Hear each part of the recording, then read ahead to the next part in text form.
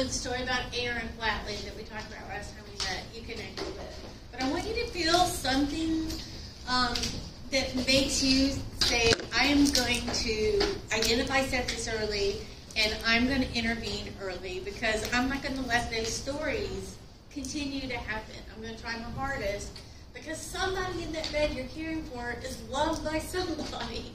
And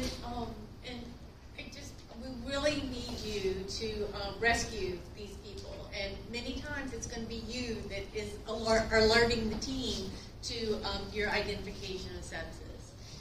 So, and this was put on by the Sepsis Alliance. So this is the foundation that Dr. Flatley created with the money after Aaron, we failed to rescue Aaron, and Aaron died of sepsis. And the money started this. And it's all about educating the public and all of us healthcare workers.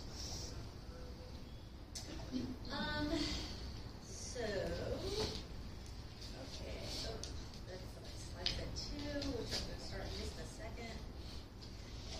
Maybe I slide that 1, because I think we left off at the stick man. Sorry.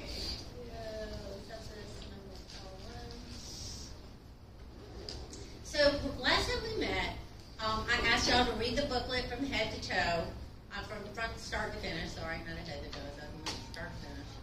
And we talked about using the SIRS criteria, which I asked you to memorize, and we applied it to this man who came in, and he was missed for sepsis using the SIRS criteria. And then I used the quick SOFA, and if you score a 2 or a 3, that's a sepsis alert. And we did it again on this man, and look, we found sepsis, and we called it code sepsis, and this man went to ICU based on that. So we just, and then what we said, if we score a 2 or a 3 on the code on the QSOFA, that's you get the blood pressure, the vascular tone, and the respiratory rate. If you score a 2 or a 3, then you're expected to do the full SOFA. And I did ask you to memorize this column here for what the norms are, because these are our outcomes. Anybody that's septic, we want our outcome is to have a PF ratio greater than 400, platelets greater than 150,000, our bilirubin less than 1.2, our MAP greater than 70, our Glasgow coma 15, and our creatinine less than 1.2, and our urine output, of course, 0.5 mil per kilogram per day. Just note, when we're using the full SOFA tool, that there may be a minor little difference on your little Charity School of Nursing lab sheet. Just note that we are going to start scoring points if we have a 1.2 on our bilirubin and on our creatinine. All right. So then we kind of like did a head to toe, and we said we were thinking about sepsis as hypoperfusion from head to toe, because it's inflammation gone wild from head to toe. We have massive vasodilation, we have capillary leak, and we have microclots everywhere, and it's decreasing our ability to perfuse our organs. So if you score a 2 or higher on that QSOFA, then we think sepsis. And then if we need fluids to get the blood pressure up, we think, wow, there's severely sepsis. And then if we need to hang vasopressors to get their blood pressure up, we're thinking septic shock. And anything over a lactate over 2 is concerning. So, but we did learn from the latest research is that the SIRS criteria, the QSOFA, full SOFA criteria, the MUSE criteria, there's not one perfect tool.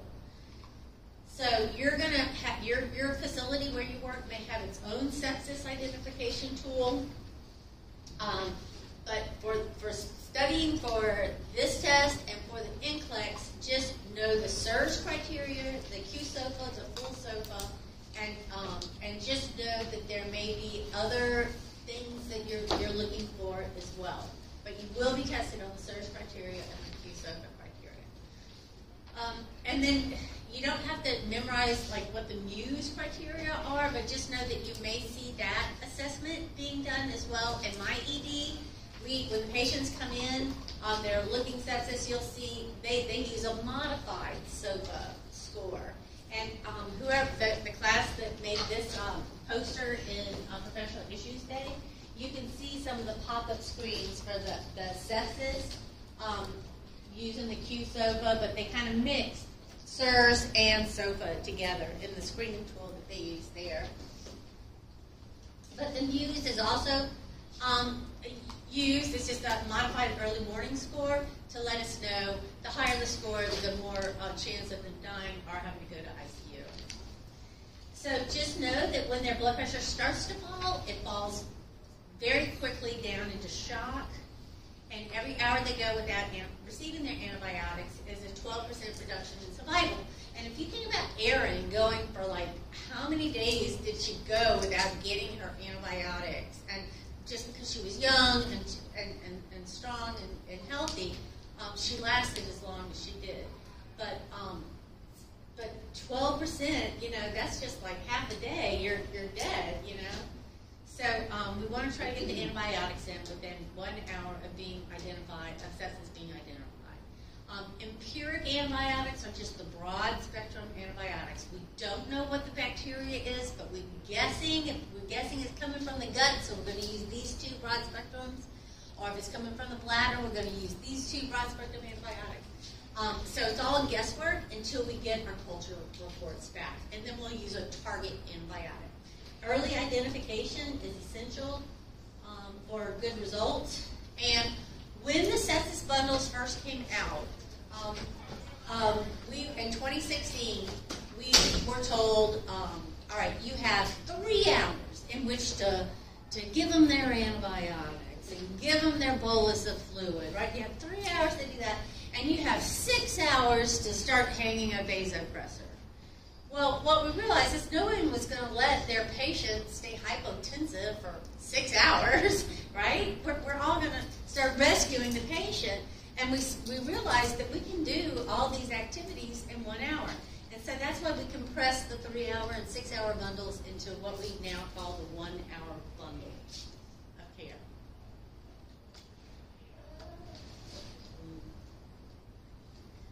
All right, so this is it. And there is a picture in the article that I asked y'all to read.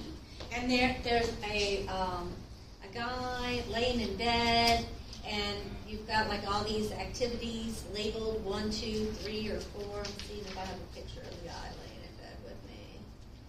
I meant to bring it. I got it. So, and it's just like his. It's called the Hour 1 Bundle. And when you look at it, it says, all right, we call it code sepsis. What's the first thing that we're going to do? First, we're going to measure our lactate. Second, we're going to get our 2 sets of blood cultures.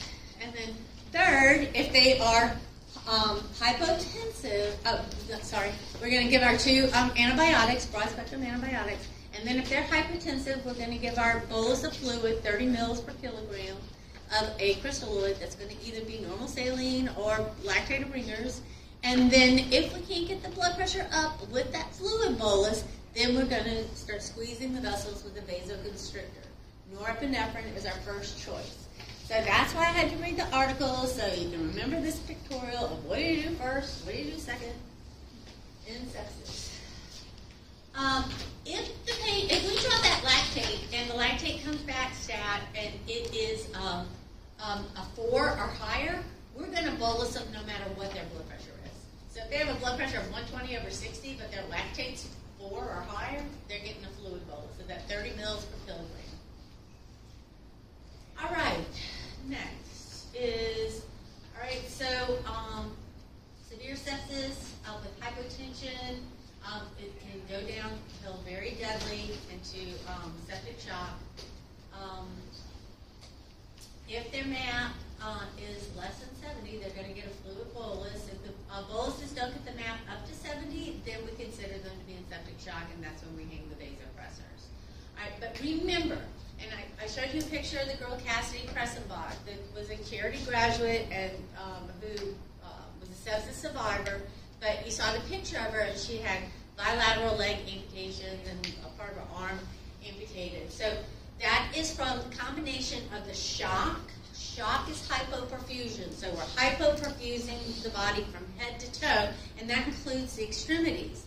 Well, then we try to increase the blood pressure by giving a fluid bolus, and the blood pressure doesn't go up, then we squeeze the vessels with a norepinephrine infusion. That norepinephrine is going to really clamp down or decrease perfusion to my fingers and my toes and shunt the blood towards my vital organs. So we need to remember about 38 amputations being done every day in America because of sepsis. And we want to try to preserve arms and legs on our sepsis survivors. So when I say be a weaner, I mean wean down on that norepinephrine infusion just so your MAP is 65. If I come in your room and your MAP is 80, you are not a weaner. And I need to be a weaner. You use way too much norepinephrine, right? So that's what's causing these amputations, right? So are helping to, the sepsis itself can cause the perfusion of digital necrosis.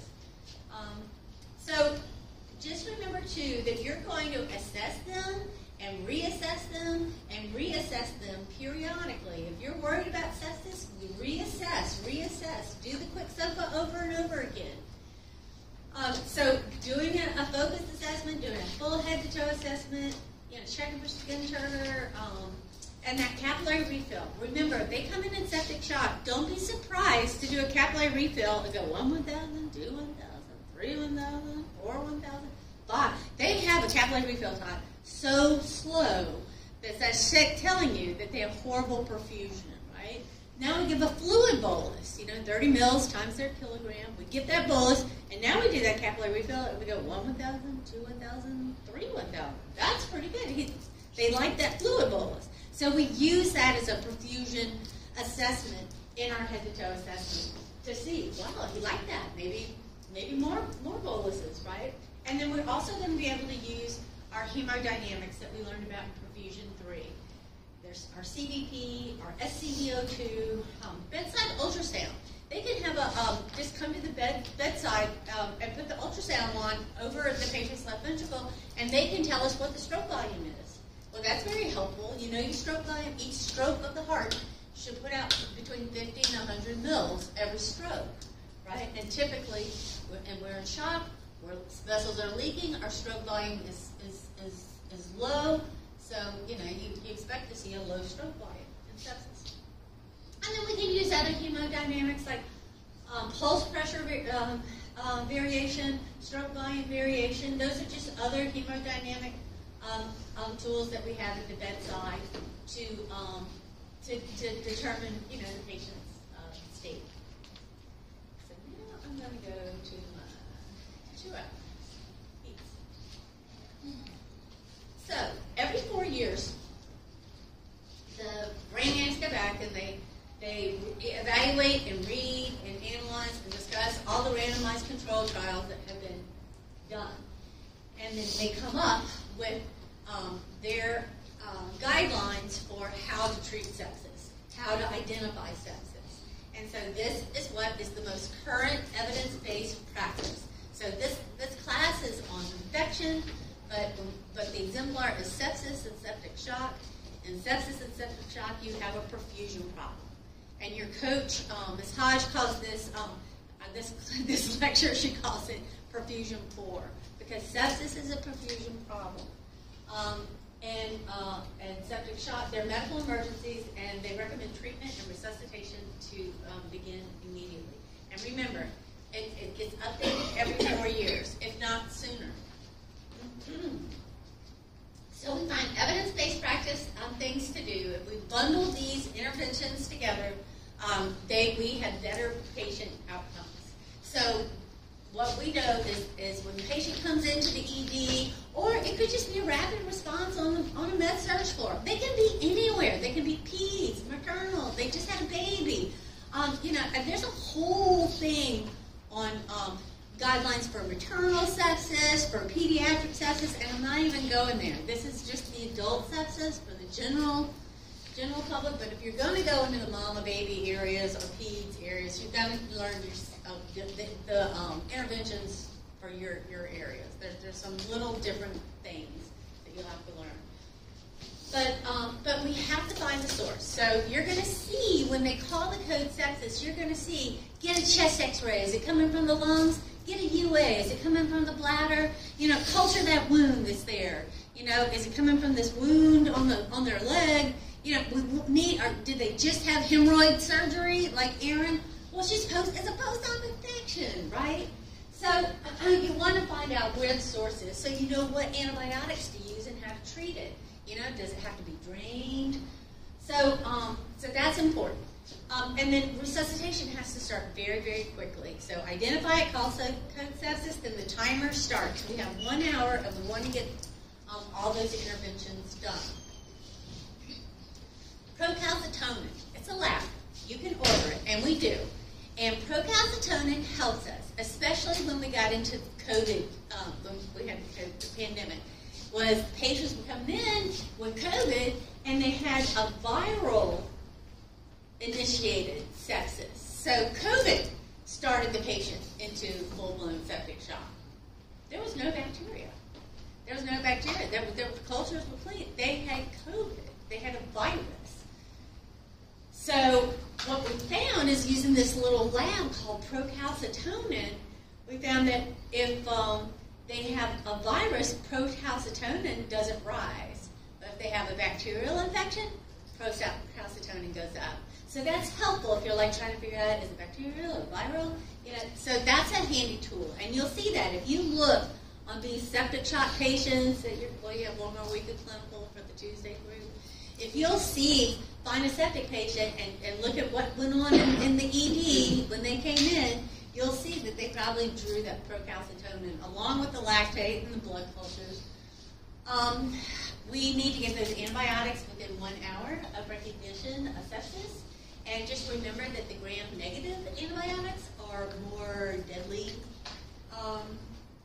Hypoperfusion needs a bolus of 30 mils per kilogram of crystalloid, normal saline, or lactate arrangers. Right? So you have to weigh the patient to figure out what we need to bolus them with, what amount. And then we do interventions, and then we reassess them. So give them the bolus, and then we reassess them. Do the capillary refill time. Get your vital signs. Get your hemodynamics. Did they like that? Yep. Now we can do a passive leg raise. Did he bring it? Yes. So this is just a picture of doing the passive leg raise. Y'all can just pass this around. So we can take a patient and just get a set of vitals while they're kind of sitting up, head of bed up 30 degrees. Then we lay them down flat and put their feet up, and then we can get a stroke volume, a cardiac output, a systolic blood pressure. If cardiac output, stroke volume, blood pressure, if they're going up, then that means they're a fluid responder. Because when we lifted their legs, 500 mils of blood went to their core and made their stroke volume improve, made their systolic blood pressure go up. Or if they're connected to a cardiac output machine, made their cardiac output go up. So that means, ooh, they liked that. So then we put their feet down, we raise them back up, and we give them another fluid bolus because they were a positive fluid responder. We raised their legs and blood pressure went up. If we have to give lots of boluses, so some of these patients will have to give 6 liters of boluses. And if we give a lot of crystalloids, you may see some albumin ordered because albumin will try to help keep the fluid inside those already leaky vessels. Capillaries are leaky, head to toe. Remember, we're on vasopressors, and norepinephrines are number 1. If we have that continuous infusion, that we're titrating up, and up to get that MAP at least 65. We don't want it too high because we don't want to give too much norepinephrine. So we're trying to keep it between 65 and 70. But we drop our target. Normally, our outcome is our MAP should be 70 or greater. We drop that outcome when we're in septic shock on a vasopressor because we want to use less vasopressor because we want them to go home with arms and legs. So be a weaner. Wean down on your norepinephrine, right? Don't let me come into your room and your MAP is 80, right? Because you're using too much norepinephrine. Wean it down. We love it. and we hate it. So drop the outcome on the person. What that? So drop the outcome on the person. Yeah, so normally your outcome, a normal map, is 70 or greater, right? 70 to 100 is a normal map.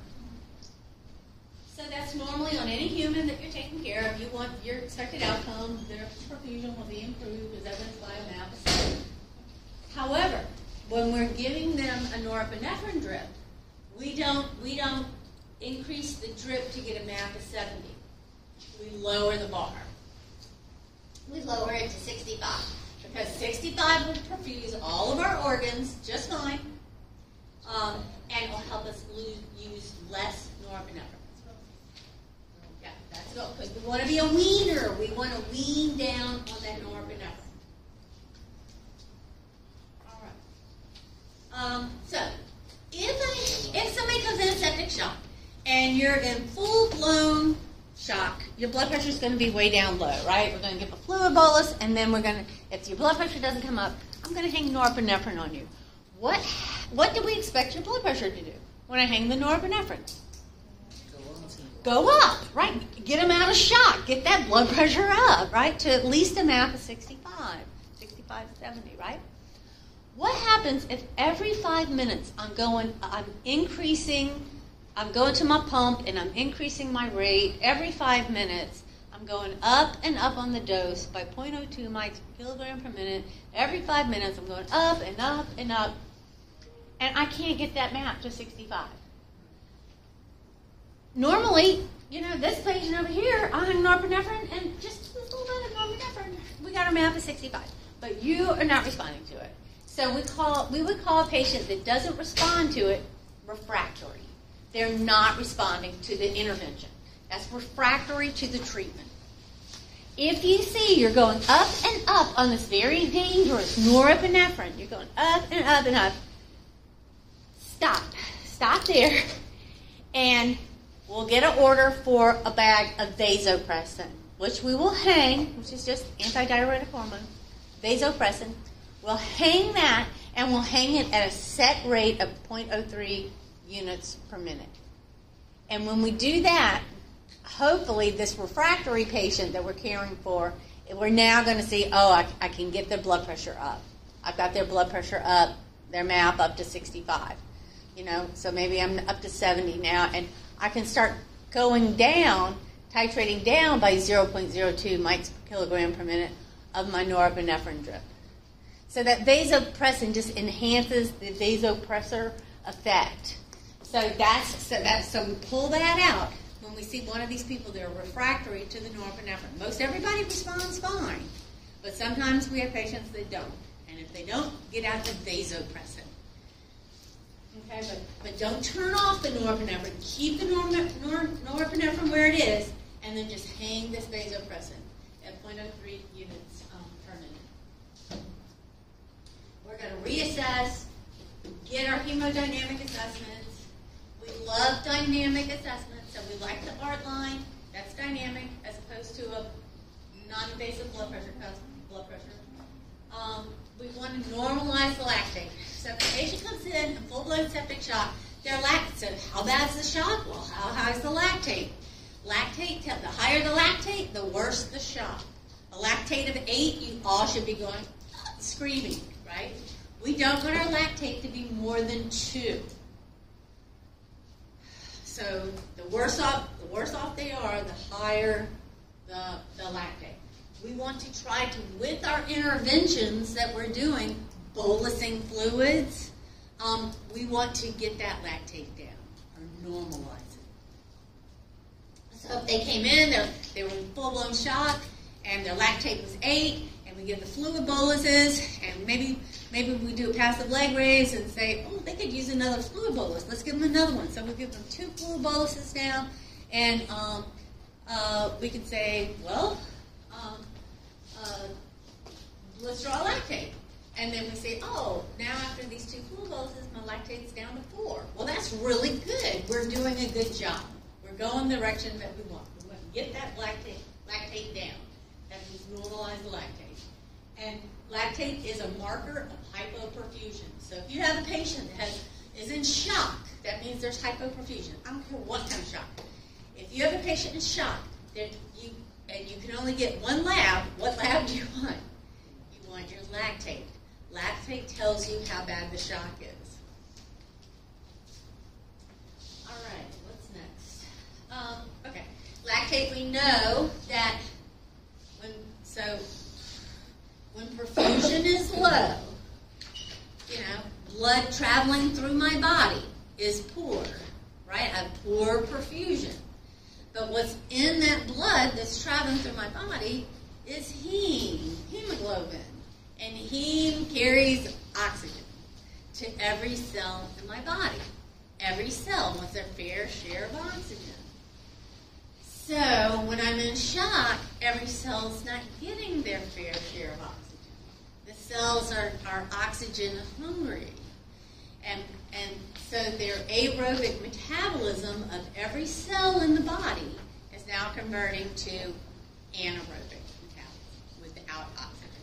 They're starved of their oxygen, and when they do that, when perfusion is low, the cells don't get their oxygen, and the cells convert to anaerobic metabolism. And when they do that, they make lactic acid. So patients develop lactic acidosis. So, our body doesn't like lactic acidosis. We want our pH to be between 7.35 and 7.45. So our kidneys will make lactate. And then, so to buffer the acidosis, the lactic acidosis. So lactate is a very quick and easy lab for us to draw, send to the lab and get back quickly to determine how high is our lactate. All right, not to be confused with lactic acid. We draw lactate in the sepsis bundles. All right, so so just remember, this is a standard bundle of care. This is the SOFA is a standard assessment. They don't know what Charity School of Nurses little lab values are. So just know that when we're talking about sepsis, we want our lactate less than 2. I don't care what Charity School of Nursing little lab sheet says. You want your lactate less than 2. All right, if you have a lactate 4 or more, you think really severe hypoperfusion, septic shock. So to cap it all together, norepinephrine is our first choice vasopressor. We're going to lower our bar for our MAP. Once we have to start hanging vasopressors, we don't want an outcome of MAP of 70. We want to be 65, so we use less vasoconstrictor. We want an ART line. Please, can we have an ART line so I can titrate this drug? It's a lot easier every 5 minutes to go up on these vasoconstrictor drips if you have an ART line giving you a blood pressure with each beat of the heart. Plus, we can draw blood out of the ART line, so we love that. And the ART line gives us a dynamic assessment of blood pressure with each beat of the heart. If the patient comes into the ED and we start at 18 gauge and we need to hang norepinephrine, can we hang it through our peripheral IV? Well, now we can. It's been approved because in the past it wasn't. So it's been approved to save a life. We can go ahead and hang it through a peripheral IV. However, if you do that, you have to chart every hour that you are in the vein, that you have a blood return, and it's not infiltrating. Because if that norepinephrine infiltrates, I can lose that whole extremity. It will just all turn black, fall off, and then we'll need an amputation. So you do have permission to hang it through a peripheral IV. But if you're doing that, we all know how dangerous it is. So we are going to advocate to get a central line put in. All right, I will hang it through this peripheral line, but I need you to get somebody over here right now to put in a central line because it's safer for the patient. And remember, refractory patients, what med do they get? Vasopressin. Right? So if they're refractory, consider adding the vasopressin. Now, some of these people will develop cardiogenic shock too. Because the sepsis is affecting the heart, and now the heart's not pumping strong. So now they'll develop the cardiogenic shock that you learned about in perfusion 3. And so, so if that happens, if their cardiac output is falling, they're losing the contractility, then they need a positive inotrope. And so in septic shock, we're going to use dobutamine, if that develops. So just consider that if they're developing cardiogenic shock. Patients do better if they go to hospitals that practice alerting code sepsis. Y'all heard of code blue. Y'all probably heard code stroke. What other codes do we have? Code STEMI. So y'all heard things like that. Have y'all heard things like that on your overheads at your hospital? Code STEMI. Code sepsis, same thing. It's going to institute a rapid response. People are going to come. They're going to draw the labs. You're going to have all kinds of support. Patient's going to be shipped to ICU. And the labs will all be done stacked. So if we have a code sepsis process in our institution, the patients will do better. And we must have a performance improvement program to improve our patient outcomes. So in 2017, we started, and this is like after that little boy, Rory, with the Irish kid in New York. He fell and skinned his knee and died from sepsis because, they sent him home and he started modeling. Anyway, so then New York started, like, I want mandatory reporting. Well, then everybody else and their brother, all the other states wanted mandatory reporting. So we started doing that in 2017, like pretty much across the nation, is mandatory reporting about how many septic patients do you do? How well are they doing? How good did your team do? Did they die? Did they live? And then in 2024, this year, we have now gone to the value-based pay, meaning if you don't identify sepsis early, and we can go back and look at, oh my God, he was breathing fast, he was lethargic, and his blood pressure was low for hours before somebody alerted the code sepsis. That was like all 3 of the Q-SOFAs assessments. So if we don't perform well, if we don't identify sepsis, if we don't initiate the bundles quickly, they're not going to pay. The Medicare will not pay. And, and of course, that gets hospitals to behave well and get the whole team that works in the hospital to behave well. So remember that we get the blood cultures before we hang the antibiotics. And we're going to start with empiric antibiotics, meaning we're not quite sure what the bacteria is. We're just guessing. But as soon as we get the results back, we will change it to the target antibiotic. Antibiotics are usually going to go for like 7 to 10 days, IV. And remember that lab, procalcitonin?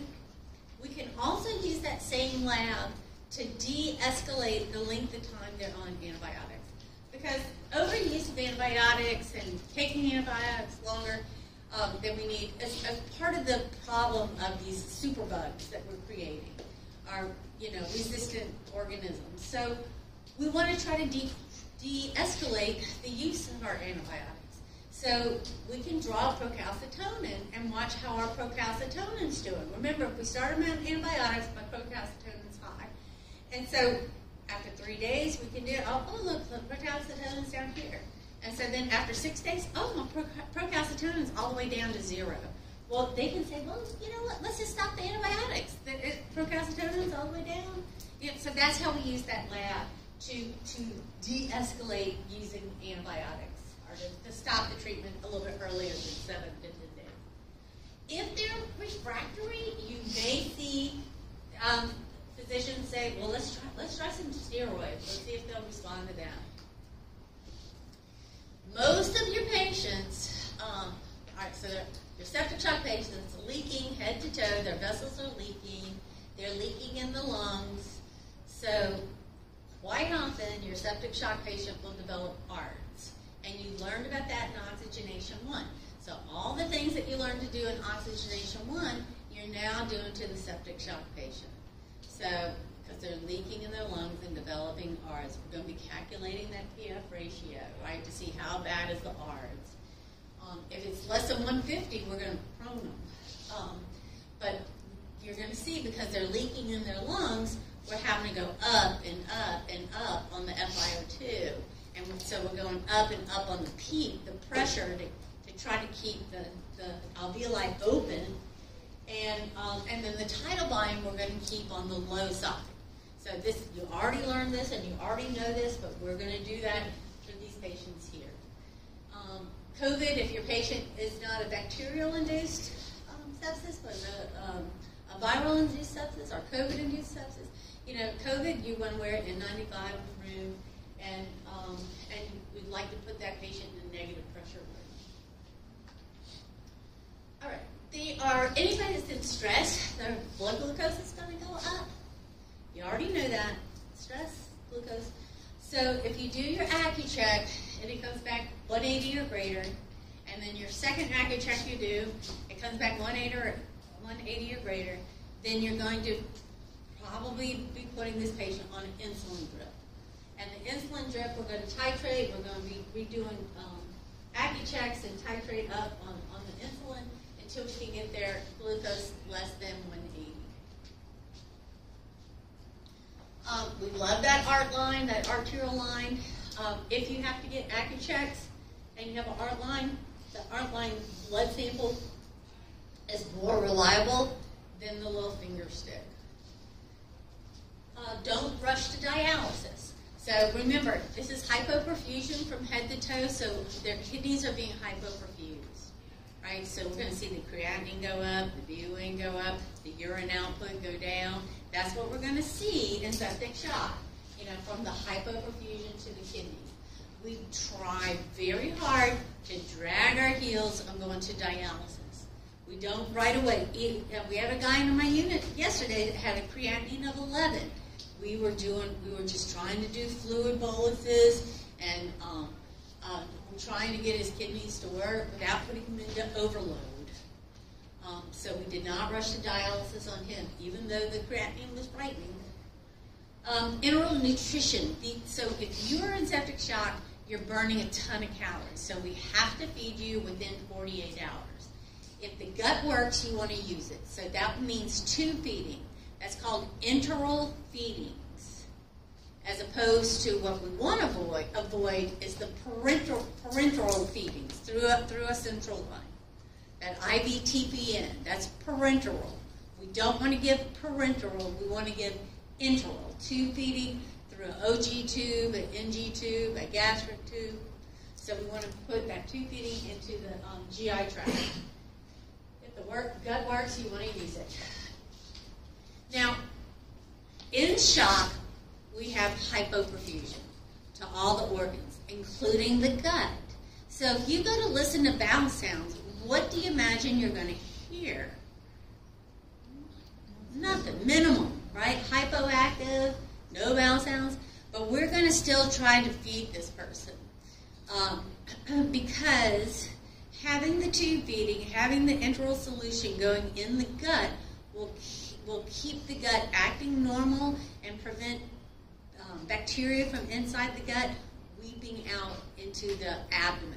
That's a thing called translocation.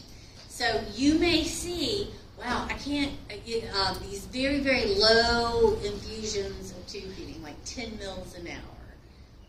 Not enough to sustain life at all. They're not getting their calories, but they're trying to stimulate the GI tract, and they're trying to prevent that germ translocation from happening.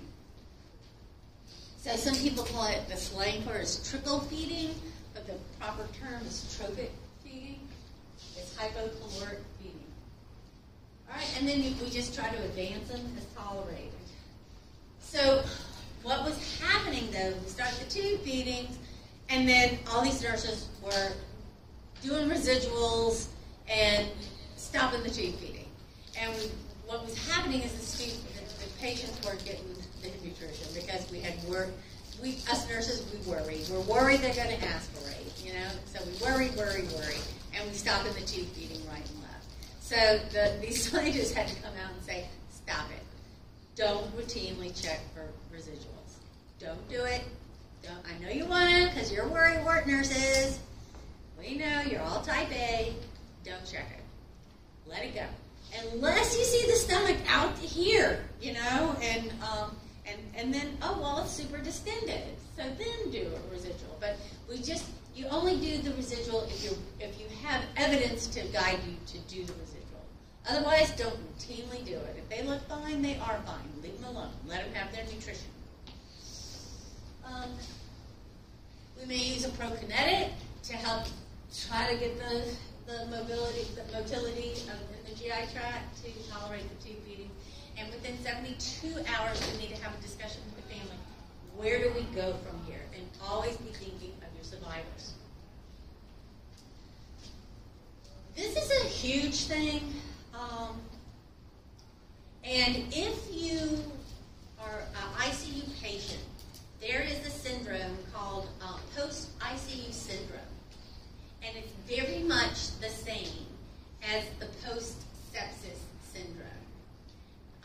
So you can hear called PICS for the post-ICU syndrome or PSS for the post-sepsis syndrome. Both of them create physical, mental, and emotional debility. So if they survive, you need to think about their life after ICU, think about the limb amputations, 38 a day, and think about the delirium. 80% of our ICU patients have delirium, experience delirium. 57% of them develop PTSD, and it's bad. It's very, very bad. A student earlier today was telling about her patient that had horrible PTSD, and they had to get a psych consult to help her, but it was horrible. And then if you have the PTSD, or if you had this delirium, you remember these horrible hallucinations, that are so strange and so frightening, but they were exactly that. They were delirious hallucinations, but they're frightening. And because they're dealing with this, they're at home, they feel like they're going crazy. But I remember these horrible thoughts, when I was in that ICU. And they seem very real to them. So educating the family about this is a thing, you need to be looking for it. It's very common. 80% of the patients are going to have experienced delirium, and half of them are going to have PTSD. So have the family also be alerted and have the heads up. We can do a lot better about decreasing delirium. 50% are going to have muscle weakness. And if they have a cognitive decline, it's like, oh my God, they had great brain before sepsis, and now they're almost acting like they've had a traumatic brain injury, or almost acting like they have dementia, and then these hallucinations that they had while they were in the hospital are just like now they're waking up, in the middle of the night, remembering the frightening thing. Leaves them with cloudy thinking, poor memory, difficulty swallowing because they were intubated, and poor sleep. So it's a mess, and it's a big thing, and we can do a lot of good here, as nurses can. So who's at risk for delirium? 65 years old or older, dehydrated, the infected, people on psychoactive drugs, people that are sleep deprived. Then that would just pretty much be every patient in the hospital is sleep deprived, and we need to do better with promoting sleep in the hospital. Opening the shades during the day, closing them at night. Prolonged immobilization causes delirium. Restraints causes delirium. Sepsis causes delirium. Untreated pain causes delirium.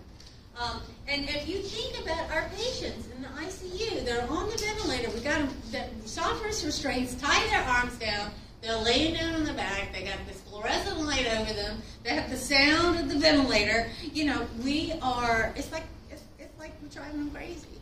It's almost like prisoner of war stuff. It's like what we're doing to our patients. So we need to remember that that's having this horrible delirium effect on the patient. So just the numbers are high. They're all PTSD and delirium. And why do we even care if they get delirium? Because it kills. The stats are telling us that patients are twice as likely to die 1 year after experiencing delirium in the hospital. And mortality after 3 years is 75%. After 3 years, 75% of them will probably be dead. And then try to keep your older adults at home, because every time you send adults into the hospital, they are at high risk for developing delirium. And if they are an older adult with dementia, and you send them into the hospital, and they have a delirium episode, then when they go home, their dementia is going to be even worse. It's not going to spring back. It's going to go down. It's going to be worse. And so we use two mnemonics to think about caring for patients with septic shock to prevent delirium. So we can use the think mnemonic, or THINK. The T stands for the toxic situations, like shock, because of heart failure, dehydration, deliriogenic meds, organ failure, all right? And then H, hypoxemia, I, infection, sepsis, or I also stands for immobilization. So remember, the longer they are in bed, the closer they are to dead. We want to get them up and mobile as soon as possible. And we even had, during COVID, we had a little lady that we were getting up every day. She was on the ventilator. She needed a lung transplant. And we had grates across the top of the room, the ceiling of the room. And we had a vest that we would put on her, and we'd hook the back of the vest up to the grates along the ceiling. And respiratory would come and push the ventilator, and we would walk her around the room. Because each step that she takes is the muscles are squeezing the blood vessels and helping with venous return. I mean, that walking is so important for perfusion. So I can't stress enough how important early mobilization is. Yes, you can mobilize somebody on the ventilator. You can sit them on the side of the bed. You just need to keep them safe while you're doing it. So also, N is for non-pharmacological intervention. So if they wear glasses, get them, put them on. Hearing aids, put them in. Let them sleep. Reorient them often. Headphones have been really, really helpful to patients. Noise control. We have these expensive ICU, and we have these wonderful sliding glass doors. So all we have to do is close them like that, and it makes the room soundproof. And they can sleep. It is wonderful. I close that room every time because I hate, we're so noisy in our unit. And but most people don't even close the doors. And we got these big soundproof doors. Close them. Use your stuff that you're paying great money for in your unit. And ambulate them. What did I want to talk about the music? There was a lady that she's a filmmaker, and she does this TED Talk, and she says, I was strapped down and tied down and abused and treated horrifically, and they tried to strangle me by putting a tube down my throat and suctioning me, and putting a tube down my throat and made me feel like I was about to die. They were suctioning her, and they attached a rubber tube to my genitals and hung it from the ceiling, and I was dangling from the ceiling, by this rubber tube. It has a Foley catheter. But you see, it's the delusional hallucinations, and every time that nurse came in the room, she wanted to kill me. She was coming in to suction her. So that is what was going on in the delirious mind of that septic shock patient at that time. And she remembered those, and she said, there's a nurse that's trying to kill me. And her family member goes, there's no nurse that's trying to kill you. She goes, yes, there are. There is a nurse here that's trying to kill me. So these memories are very, very real. There is nothing that you can say to these sepsis survivors that experience delirium, that there's nothing you can say to say it didn't happen, because it's very, very real to them. And then K, fix your potassium and fix your other electrolytes. And I'm just going to go over one more mnemonic, and then we're going to go to break. You can think of Dr. Dre. You can think of the doctor for disease review. Remember those toxic situations like CHF, shock, COPD. And then the DR in Dre, drug removal. Just say no to benzodiazepine benzodiazepines make delirium. They're delirium makers. Don't give them. Every day you want to do a spontaneous awakening trial. You want to, so your patient's on the ventilator, they're on a propofol drip or dexmedetomidine drip for sedation. You want to every day go turn those off. When you turn those off, the patient wakes up. Now you can do your neuro assessment, right? Because the sedation's off. So it's a good time to do your neuro assessment. And then the physicians are going to come into your ventilator and they're going to turn that vent from assist control to spontaneous. So we're going to see if they can wake up, they turn off the propofol or dexmedetomidine, and then we want to see if they can breathe. Can they ventilate on their own? So we're going to flip that switch to spontaneous on the ventilator, and now they're just going to be getting the FiO2 and the pressure support, but they're going to have to do the work of breathing. So every day we want to be able to do that. And then E, look at your environment. What can I do in this environment to prevent the delirium? Hearing aids, glasses, again, day, night with the shades, and get them up and mobilize them. So I'm going to take a break here. If y'all can take a 7-minute break and come back at 1:30, I appreciate it. And we'll talk about the CAM ICU.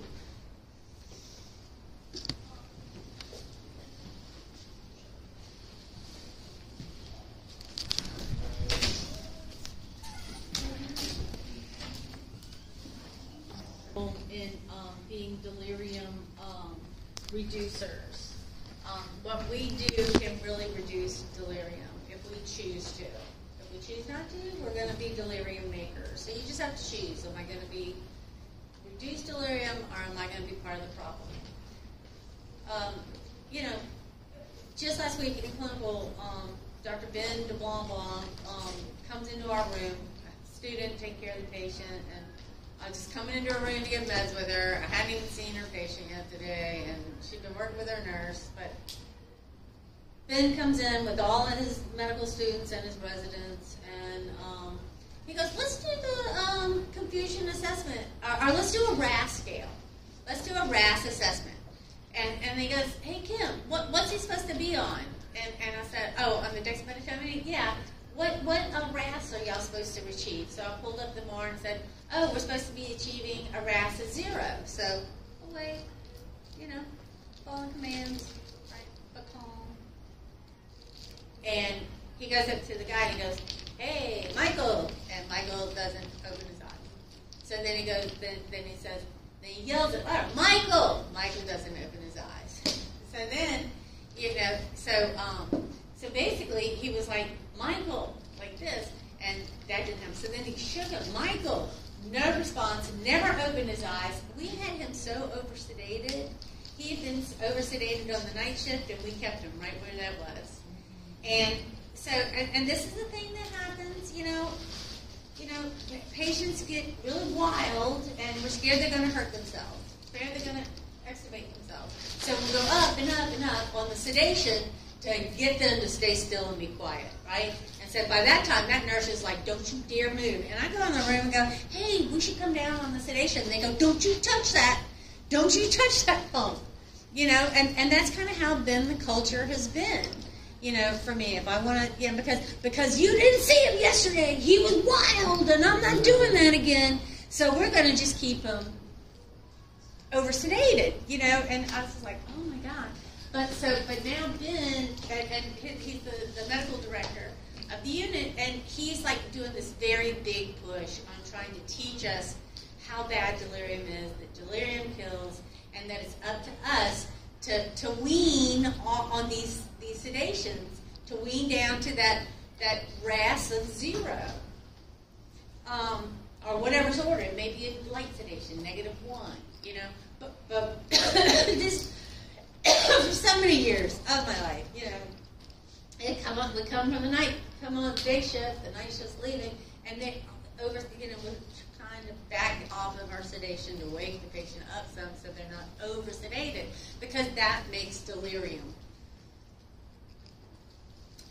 So every day we are supposed to do a delirium assessment. It's called the Confusion Assessment Method ICU, the CAM ICU. y'all have your critical care book. It's in the first. You have a full page spread of it in your critical care book. And every nurse in ICU is supposed to be doing a CAM ICU every shift. It's a flow sheet. It's the CAM ICU flow sheet. Click on flow sheets. Click on that, and that has to be done. But so many of my students, only time I see a CAM ICU is when Dr. DeBlomba comes through and he's teaching his medical students how to do the CAM ICU. It's like, well, you better go teach some of the nurses how to do that. And I'm not seeing it done. So I'm going to show you. This is supposed to be going on. Have anybody seen this done? A CAM ICU assessment in ICU? This is what we should be seeing every 12 hours. Me? My name is Dr. Ely. I just want to see how well you're thinking today. You do me a favor, hold up this many fingers. And do the same thing with the other hand. Very good. Now, if you don't mind, squeeze my hand. I'm going to ask you to squeeze my hand again whenever I say letters. Okay, open your eyes. And relax your hand. Relax. Whenever I say the letter A, I want you to squeeze my hand. Okay? If I say a different letter, don't squeeze. S, A, V, E, H, A, R, T. And now, would you do me a favor and let me just ask you a few simple questions. Will a stone float on water? Yes or no? Will a stone float on water? Okay. And can you use a hammer to pound a nail?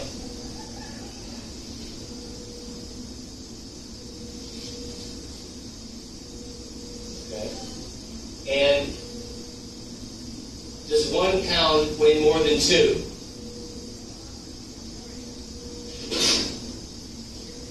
And are there fish in the sea? Very good. Hi, my name is Dr. Wes Ely, and I'm going to show how to evaluate a patient in the intensive care unit for delirium using the CAM ICU, or the Confusion Assessment Method for the ICU. Danny, open your eyes and look at me. You're doing well on the breathing machine today. And I want to see how your thinking is going.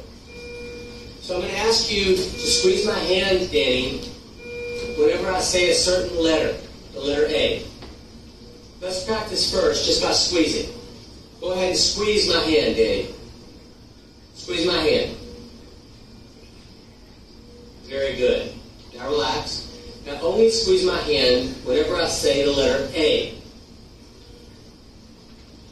And if I say a different letter, don't squeeze. If I say a letter other than A, don't squeeze.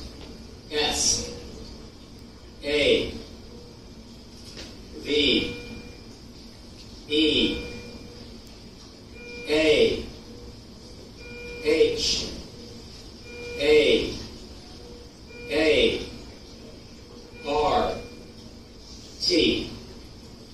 Okay? Danny, let me ask you a few questions. Danny, will a stone float on water? You can nod your head yes or no. Will a stone float on water? Danny, does 1 pound weigh more than 2? Nod yes or no. So you can see that the patient, although awake and looking at me, is not responding to the command other than the one of squeeze. The most basic command of squeeze. He does that. But to follow a command specifically to squeeze on a certain letter, he's unable to follow that command, unable to answer questions that require a little bit of organization of thought. And this would be a classic case of hypoactive delirium in a patient with an empyema and pneumonia who has been experiencing fluctuating course of mental status and delirium over the past several days on the mechanical ventilator. Hypoactive delirium is worse than the hyperactive. And the hyperactive is when they're moving and they're driving you crazy, and that's when the nurses are going up and up on the sedation. So that's the CAM ICU. That's how it's done, and that's how we do it every 12 hours. But are we doing it? Or are we just like putting what they were yesterday down? So we have to go in there and reassess and get the number it is today. So we also implement the ABCDEF bundle for these patients, septic shock patients in the ICU. So A stands for use a pain scale to assess their pain. Do it frequently. We assess for pain every 4 hours. And then B stands for spontaneous awakening trials and spontaneous breathing trials, meaning that we are going to go in and we're going to wake them up. So we're going to turn off that propofol drip. We're going to turn off that dexmedetomidine drip called Precedex, it's a trade name for it. We'll turn off the sedation and see if we can wake them up. And then when we wake them up, that's when we do our neuro assessment. Because you can't do a neuro assessment when they're all on propofol and dexmedetomidine. Do your neuro assessment. Explain to them, I need you to deep breathe. We're going to turn the knob on the ventilator from assist control to spontaneous, and you're going to have to do the breathing. The ventilator's not going to give you those ventilations. It'll give you the oxygen, but you have got to deep breathe. So we set them up in the bed so they can deep breathe, and we switch them to a spontaneous mode on the ventilator. So that is what B stands for, a spontaneous awakening trial and breathing trial. The choice of analgesia or sedation, we want to avoid benzodiazepines. Do never pick that as an option. You don't want to do that because it's going to make delirium. But we do use dexmedetomidine. We like that. Propofol is good too. And then every shift in ICU, we need to do that CAM ICU assessment. CAM stands for Confusion Assessment Method ICU. And in your critical care books, you have a full-page spread of that, a picture of that in Chapter 1. The E stands for early mobility and exercise. Dangle them, try to get them up to a chair. And then F, get the family involved. Ask the family to come help you. The family can be very helpful and part of the regime. The benzodiazepines, don't give them. And why are we not giving them? Well, number one, it prevents the deep sleep with the REM, the rapid eye movement, which is restorative. And so they don't get any of those restorative elements of sleep when you give them benzodiazepines. And they cause PTSD, psychosis, delirium. So that means the PAMs, you don't want to give it diazepam, Valium, delirium, none of those. Say no to those. And then what you want to do is try to reduce delirium by doing non-pharmacological intervention. So orient them, reorient them, have the family do puzzles with them or word games, some kind of cognitive stimulation. Let them sleep. Give them sleep masks. Close the doors. Make the room quiet. Have designated quiet times. Tell people don't go in there. What do you want? Come back. He's sleeping. But let them have earbuds. Plugs. We have little red lights in our room so the patient can be sleeping, family member can be sleeping, and we can turn on this red light, and it doesn't interrupt their sleep. They stay asleep, but we can see to do what we need to do while we're in there. So those are very handy. Coordinate your tasks and do these tasks during waking hours. Close the doors, reduce the noise. Overhead paging in the middle of the night should be quiet. And we need to be quiet on our unit. Early mobilization, timely removal of catheters. Do you still need that central line? We'll get it out. Do you still need that indwelling urinary catheter? Get it out. because all you're going to do is affect them further. Use eyeglasses if they wear eyeglasses. Use hearing aids. And if they use hearing aids, make sure that their ears aren't stuffed up with with earwax. You may need to consult ENT to come get the wax out of their ears. Correct the dehydration, pain management, reduce the noisy stimuli, avoid restraints. Restraints make delirium, and correct the dehydration. So, units are noisy. We are waking up our patients, so we got to change our ways, and we need to be quiet because this is all part of making delirium. So if a nurse has to plan care for a patient in ICU with sepsis to prevent post-ICU syndrome, what should the nurse include? All that. That would be a select all and apply. Check all those things. Correct their dehydration. Do a pain management. Avoid restraints. Early mobilization. Correct the malnutrition. Right? Don't give any benzodiazepines. Alright, so that's kind of like a select all and apply. DIC. Disseminated intravascular coagulation. DIC. So remember in sepsis, we have all those platelets coming to try to clot off the bacteria.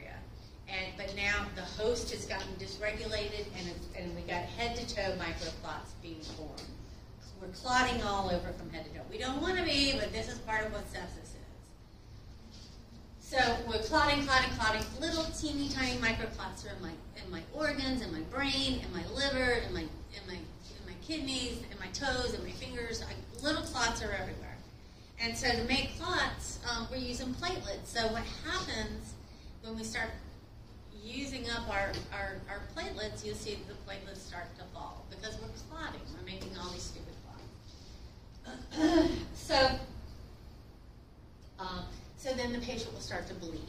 So they clot, microclots, and we use up all the platelets, and now they start bleeding. So they'll bleed at their gums. They'll bleed at their IV sites. And it's very disturbing for the family to see their loved one die like this. So, what are the labs will you see? So, in DIC labs, you're going to see low platelets, because platelets get used up, making all those clots. We're going to see our PTT super prolonged, because it's taking forever to clot, because our clotting factors are used up, right? The bleed for the gums. We're going to see low fibrinogen. What we'll see elevated are fibrin split products, or your lab may call them fibrin degradation products. We may see blood in the urine, and the D-dimer.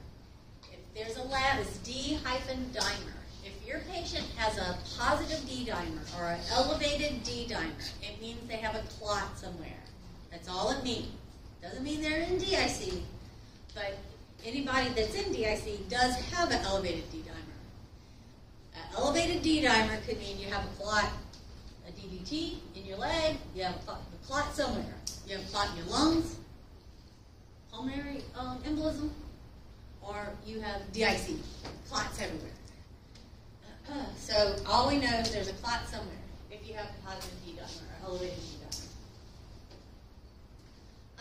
If your patient goes into DIC, disseminated intravascular coagulation, if they're bleeding, you're going to have to give them red blood cells. If fibrinogen levels are low, you're going to have to give them cryoparticipate. If their platelets are low, which they're going to be, you're going to give them platelets, and you have to give them fresh frozen plasma for those prolonged PTTs. So they're going to need some blood products. So if they get the delirium and they're on the ventilator, that's two organs that are impaired, right? So that's called multi-organ dysfunction syndrome, MODS. Two or more organs are impaired. It could be your kidneys. The kidneys aren't working. We're not making any urine. And our creatinine is sky high, right? So any of the organs, just two of them impaired is MODS. We're going to use our hemodynamics as part. We're going to do a head-to-toe assessment on these patients and reassess them But we're also going to use hemodynamics to guide our interventions. We're going to use the SCVO2. We talked about that last time. That the cells are all in crisis because perfusion is low, blood flow is low, and so the cells are not getting the oxygen that they are supposed to be getting. So the cells are in crisis. They're going to ask for more oxygen, and heme is going to release it readily. But by the time the blood gets back up to the right side of the heart, that SCVO2 is going to be well under 70. It's going to be down here at 50, 40. It'll be low. So if they have a SCVO2 of 40 and we give a fluid bolus, what do you think will happen to the SCVO2? It will come up. It'll come up because we get that bolus that's going to increase perfusion, and you'll see the SCVO2 come up. So it's a handy hemodynamic assessment. Or PA, if you learned about the pulmonary artery line in perfusion 3, and there was a test question that we threw out. But there was a test question when you inflate that balloon on the pulmonary artery catheter. When you inflate that balloon, all the pressure's on the right side of the heart. We can't hear now. It's just what's in front of that balloon. And what's in front of that balloon is the left atrium. And when the mitral valve is open, we can see into the left ventricle. So when we inflate that PA balloon, the pulmonary artery balloon, when that's inflated, what pressure is detected? That left ventricle at the end of diastole, when it's at its fullest, the left ventricular end diastolic pressure. So, so the volume in the left ventricle, do you think it's going to be high or low? Volume in the left ventricle, do you think it's going to be high, or the pressure in the left ventricle, high or low? After you give the fluid. Well, before we give the fluid, it's going to be low. But when we give the fluids, what will happen? It'll get higher, right? Good. That's what we want. Remember, that stroke volume should be 50 to 100 mils every stroke of the heart, every beat of the heart.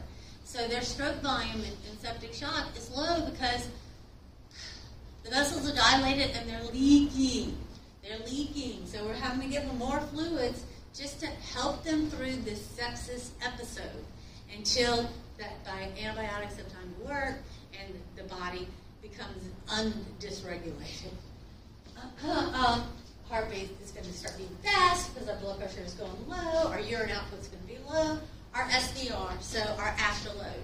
I think about the aorta. So on the heart, I think about the aorta, and in shock, is my aorta wide and dilated, or is it skinny and hypertensive?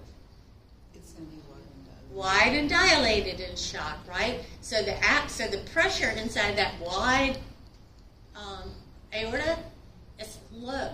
So you have a low systemic vascular resistance. Anybody in shock has a low systemic vascular resistance. We got global vasodilation. And so the left ventricle can just go, and blood will just go spewing out into that wide aorta. So our SVR is going to be low. We're going to get a Foley in them and measure our urine output every hour. You're going to see a low systolic blood pressure because we've got that capillary leak and the vasodilation. We want a heart line. Norepinephrine is our number one vasoconstrictor. And remember, they're leaking in the lungs too, so our PF ratio is going to be low. Our skin is going to be warm at first and then get cold as we die. So back when I used to do the Perfusion 3 lecture, this was kind of like a little thing that I used to figure out, like, what meds are we giving for what situation.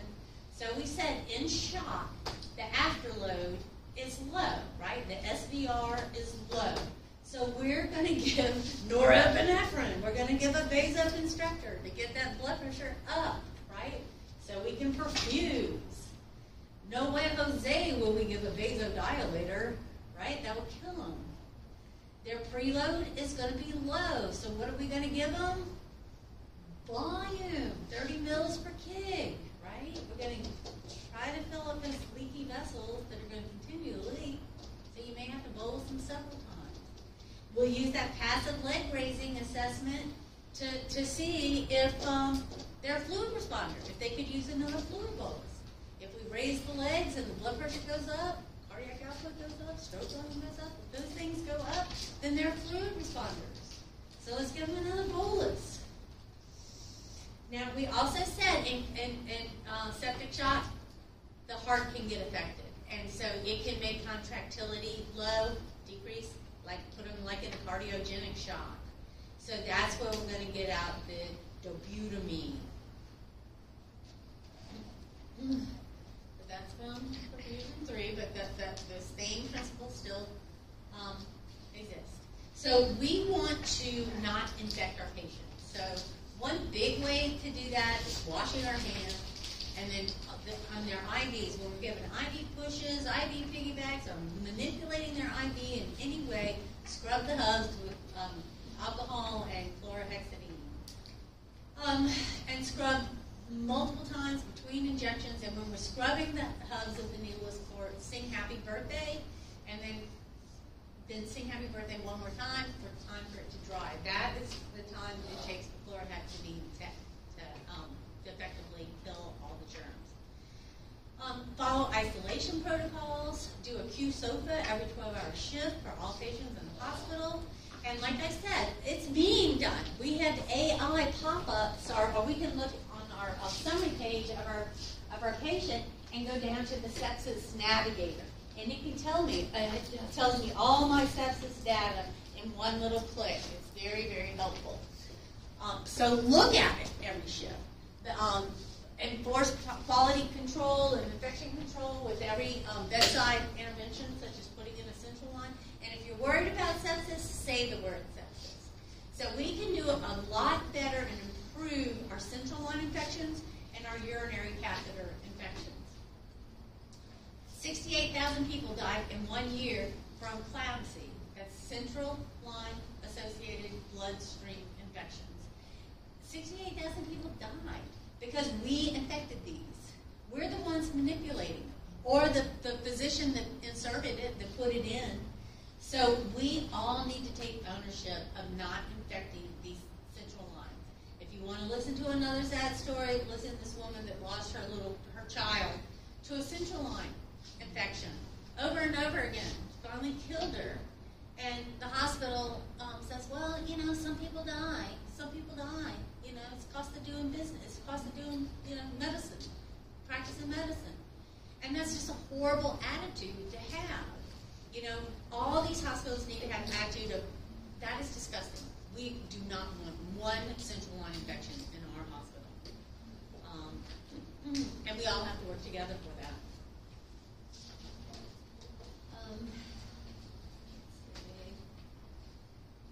So we're manipulating them and we're contaminating them. We're not washing our hands well enough. We're not scrubbing the hubs of our needleless connectors before we give IV pushes or hook up piggybacks.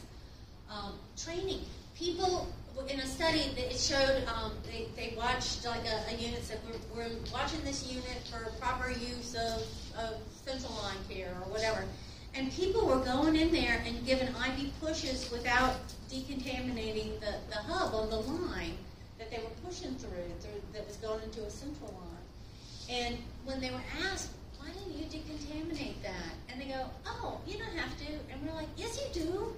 You do. And they go, well, no one ever told me. And it's like, how did somebody get through nursing school and not know that they had to decontaminate, the hub before you push through it?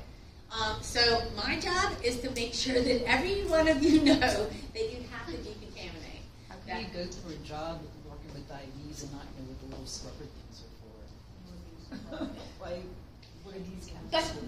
But I also saw a physician friend of mine that had to go push some propofol all of a sudden, and I was like, oh, not you too. He pushed the propofol through Thin Clean Port, and I was like, oh, and somebody did. It's just like it's like we have to be mindful of our habits and do the right thing at all times. We can put a central line on the central line dressing, and it should be able to stay those clear, transparent dressings for a week. However, if it starts to have become uninclusive or tinting or whatever, where you can see germs able to walk in, It's time to change the dressing now, even if it's less than 7 days. If somebody comes out to us from the EMS, brings in a patient, they put an IV in out there in the field, you want to change that IV within 24 hours. Great. So think about that. Think about scrubbing the hub and singing happy birthday while we scrub the hub, and then sing happy birthday to let it dry. So the CLABSI bundles of care, catheter, central line associated bloodstream infection. So how do we prevent that? Good hand washing, using chlorhexidine as our agent, scrubbing the hub, singing happy birthday while we're scrubbing, and singing happy birthday while it's drying.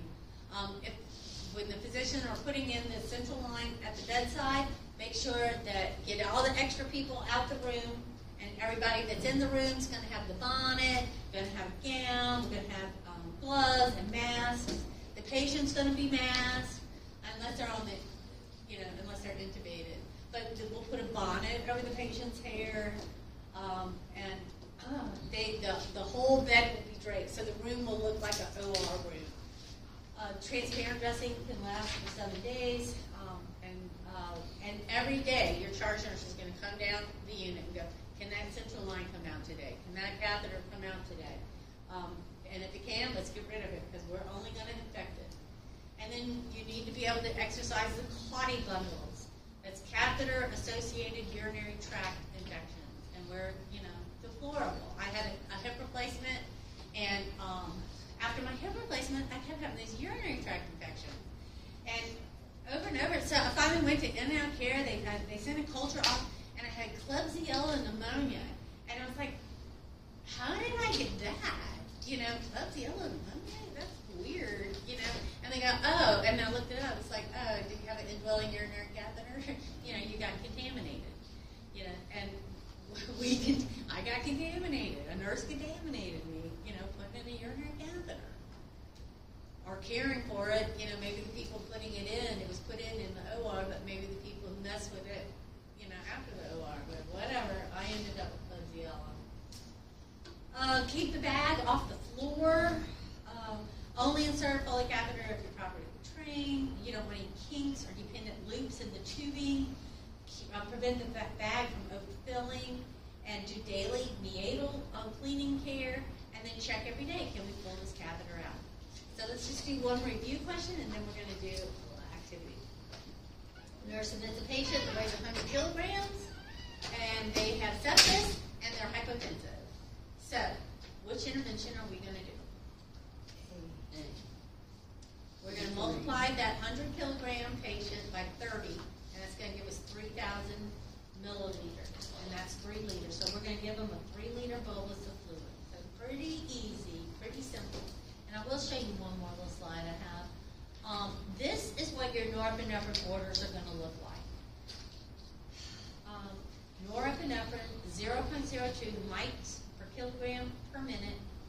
Start them at that, and then I want you to titrate by 0.2 mics per kilogram per minute every 5 minutes to get their MAP greater than or equal to 65. But your max dose, you may not go higher than 3 mics per kilogram per minute.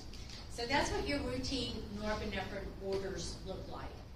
So this was like a practice test question. After reviewing more of the patient's septic shock, which med should the nurse administer? We all know norepinephrines are #1, so that's what we're looking for.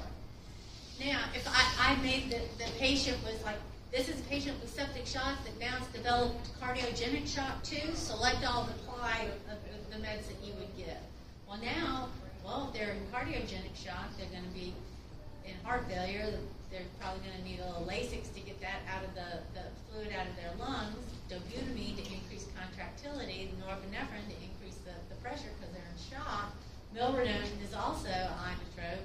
And then nitroprusside, no, that's a vasodilator. He's already in shock, that would kill him. We would not give that, but we would check all these others. So these are just like routine orders that we use in the unit.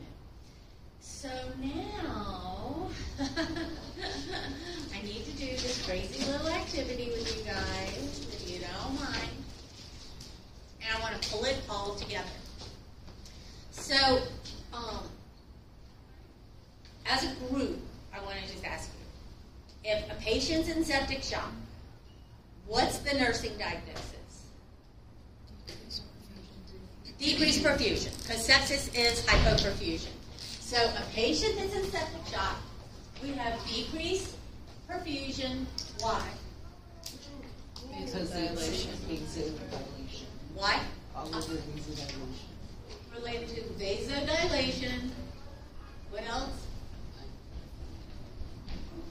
What else? Capillary permeability.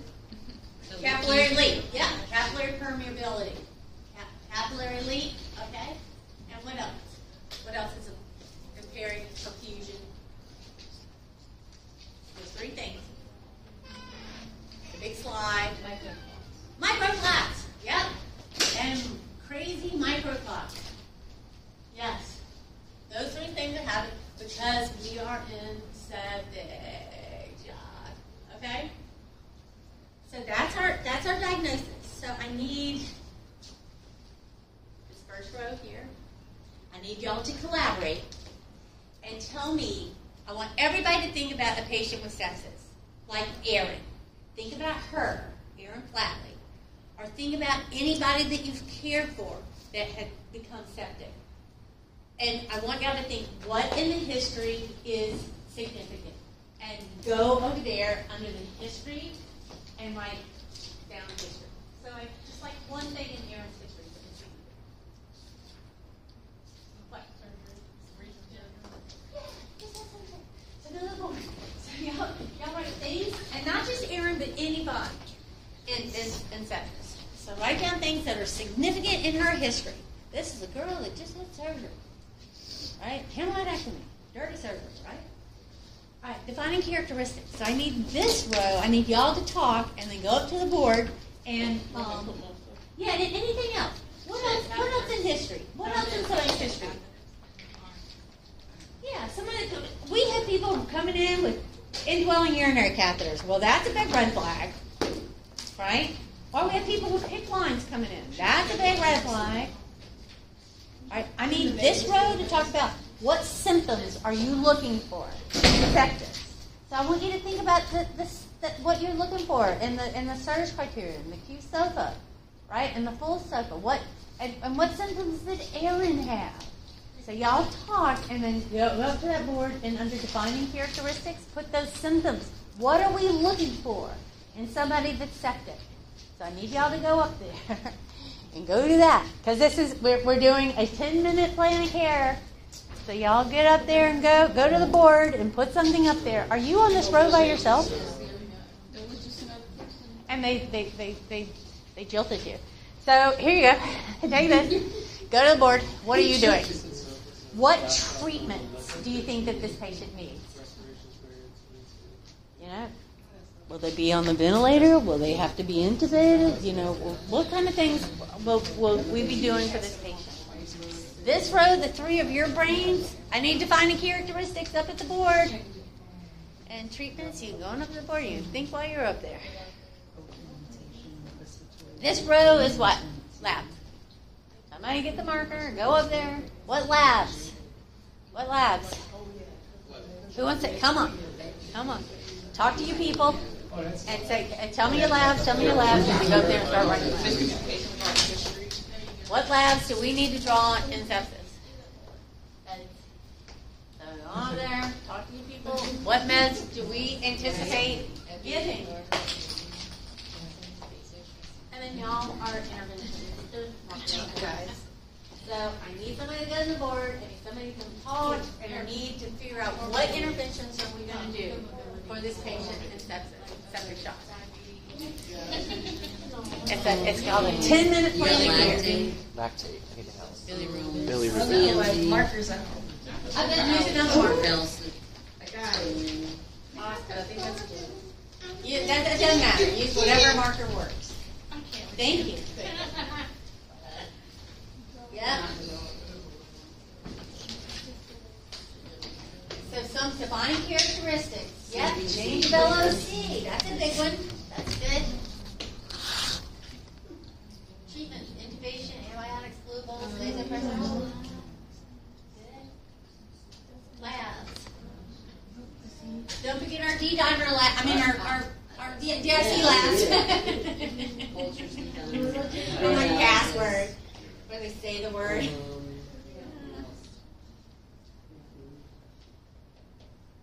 Yes, we want an art line. Yes, and then all the art line Just stuff. three, right? If you have an art line, what do you have to do? Karen, with the art line. Yeah. We should start with that. And then I think that's good. All right, and are you trying to get to an area that you can't get to? Where are you? Labs? Okay.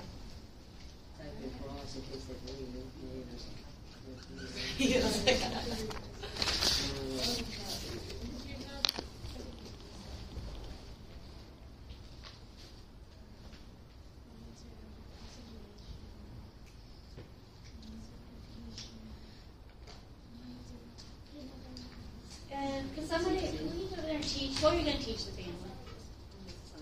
Will you do that? Me? Yeah, come on. Come on, you're standing there. All right, do you have any more labs? And go confer with him. Is he missing something?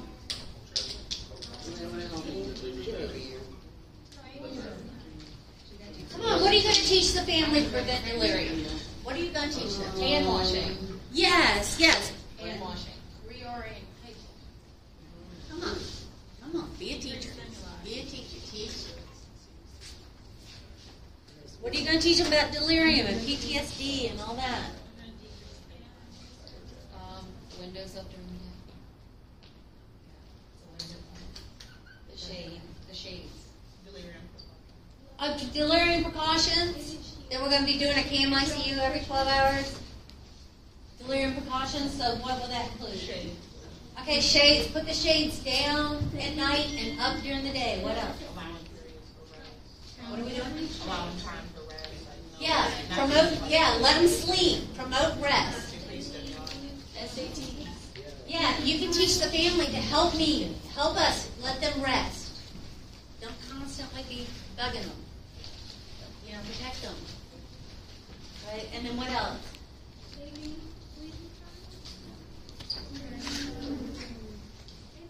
Glasses. Put their glasses on. Bring their glasses from home if they're not here. Reorientation. Reorient them. Help the family. The family can reorient. They can say today is, what is it, Thursday? Thursday day. I'm not oriented. I've been dropping blackout because I'm fatigued and tired like you.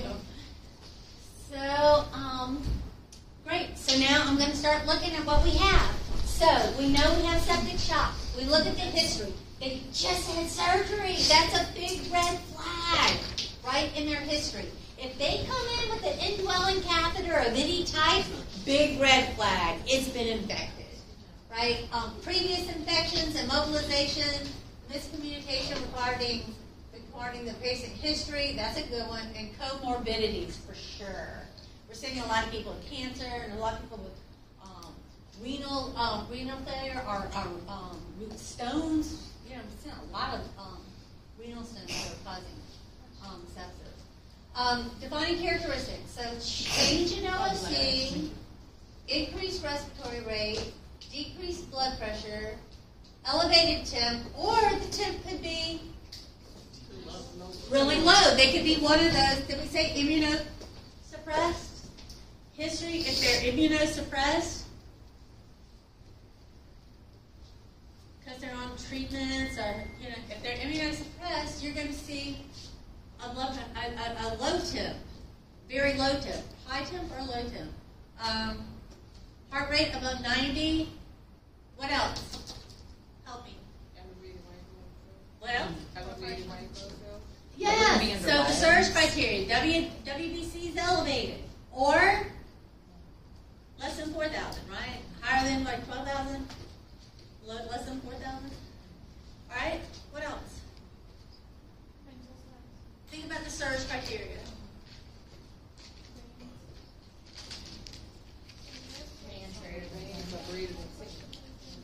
So we got the respiratory rate. So if we're breathing fast, what's going to happen to our PaCO2? It's going to be less than, 32? Because we're breathing off CO2.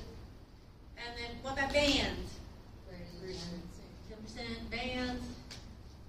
Yeah, those are those changes. What did Erin have? What symptoms did she have? What did Erin have symptoms of? Pain. Pain. Swelling causes pain. Right? An infection, a wound, that's painful. It's swelling, it puts pressure on the nerves. Painful. Did Erin have anything else? She was third spacing into her abdomen. Her abdomen was all bloated. Third spacing or bloated abdomen. What else about Erin? What else about urine? What else about Erin? The neighbor had to come over and do what? Give a Pee. She couldn't urinate, right? So, no urine output. Decreased urine output, right? Right? All of these things. What about our capillary refill time? Somebody's got bad perfusion, capillary refill time is what? Greater than 3 seconds, right? Right? So we're going to look for a prolonged capillary refill time. Greater than 3 seconds. Perfusion. We got the LOC. Glasgow coma. Less than what? 15. Anything less than 15. Right? It's a big red flag to us. Right? Head to toe. Urine. Alright? And then our labs. So what do we want our bilirubin to be less than? What do we want our creatinine to be less than? Where's my creatinine? 1.2. We want it to be less than 1.2. Alright, fibrinogen, our D-dimers, so we got our DIC labs, our platelets. And our platelets, that's going to be on the full sofa, so we want our platelets to be 150,000 or greater. Anything less, our platelets are getting used up. Lactate, we want less than 2. Great. All right. And of course, our blood culture, procalcitonin, very good. Meds, we're going to give fluids. Norepinephrine is our first choice of vasoconstrictor, vasopressor, and then, of course, vasopressin if they're refractory to the norepinephrine, and then the antibiotics, broad spectrum antibiotics, and then we'll get the target antibiotics. Very good. Possibly, if they're refractory, we could possibly use steroids. And if we give a lot of fluids, we could possibly give some albumin. Interventions, we want that art line, central line. We're going to do central line care. We want a central line, so we put the norepinephrine through the central line, monitor hemodynamics. What is this? Give the antibiotics and give them timely. Like when they're ordered, give them within an hour. Monitor the blood glucose. Is that blood gas or blood glucose? What's that? Blood glucose, okay. And if the blood glucose is greater than 180 times 2, what are we going to do? We're going to hang what? An insulin drip. Yep. And early nutrition, if gut uses, we want enteral. We're going to do the KMICU, thank you. Daily breathing trials, yes, definitely. Teach, we talked about teaching about delirium, glasses, hearing aids. So, y'all, this is very awesome. Congratulations to you. That's the 10-minute plan of care for sepsis. And now I invite you all to join me in being a sepsis warrior in wherever area that you're going to be working, because every patient that you encounter, I don't care, mama, baby, peds, wherever you are, this can occur. If you're working in peds and if you're working in labor and delivery or maternity, please know that there's some separate sepsis guidelines for those two populations. I don't know them. All I know is for the adult. But just know that you have to get educated on that. I do have a link from our page that says Erin's Plan of Care, where I've done this, and you can have access to the plan of care that we just did here on the board. But y'all, congratulations. Thank you very much. It's a beautiful plan of care. Y'all did very well. And I'm going to miss y'all. Y'all are all going to graduate and move on. But please fight sepsis. Please save lives. Please, thank you. I'm going to miss y'all. Thank you so much.